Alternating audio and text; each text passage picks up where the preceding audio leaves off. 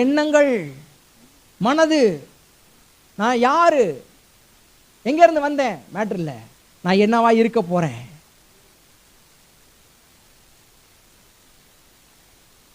ஏழைப்பால mind இருக்கக்கூடாது, ஐஸ்வர்யவானுடைய mind இருக்கணும்.